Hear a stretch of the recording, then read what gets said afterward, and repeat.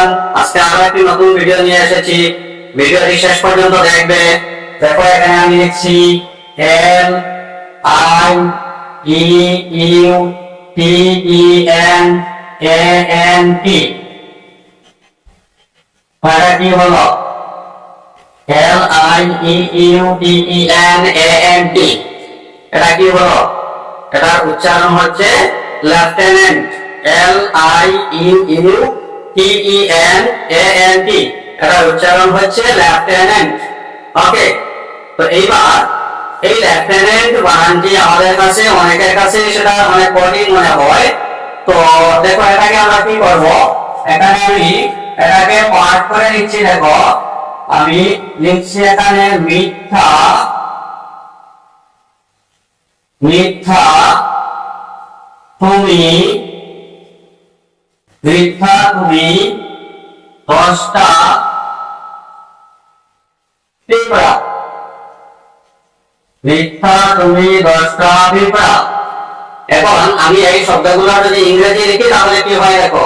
মিথ্যা আমরা জানি লাই, এল আই ই লাই।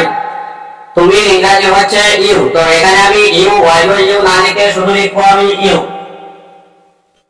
10টা, 10 মানে হচ্ছে 10, টি ই এন 10। পিঁপড়া ইংরেজি হচ্ছে N, A N D N.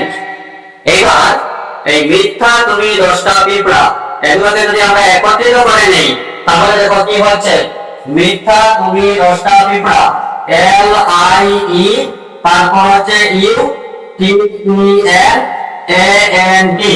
এই দেখো লেফটেন্যান্ট বানানটা আমরা অত্যন্ত সহজ ভাবে শিখে নিলাম।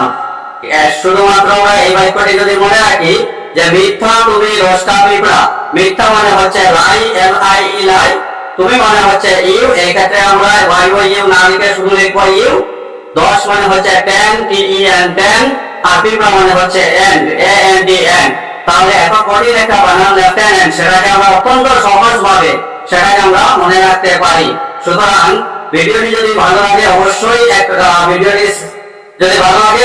একটি লাইক করবে। ভিডিওটি বেশি বেশি করে বন্ধু বান্ধবদের কাছে শেয়ার করে দিবে, যাতে বন্ধু বান্ধবরা সেটা জানতে পারে। এবং এই টিপসটি কেমন লাগলো সেটা কমেন্টে জানিয়ে দেবে। আর এই ধরনের আরো টিপস সবার আগে পাওয়ার জন্য ভিডিওটি দেখার পর অবশ্যই আমার চ্যানেলটি সাবস্ক্রাইব করে পাশে থাকা বেল আইকনটি প্রেস করে অল নোটিফিকেশন ক্লিক করে রাখবে। ওকে, থ্যাংক ইউ ফর ওয়াচিং।